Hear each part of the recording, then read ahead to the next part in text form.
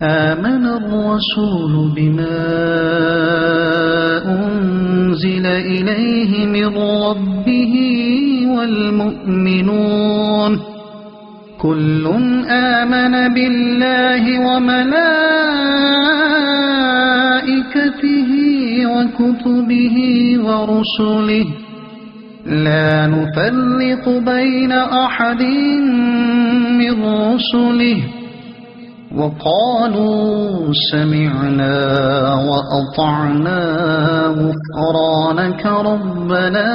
وإليك المصير۔ ترجمہ: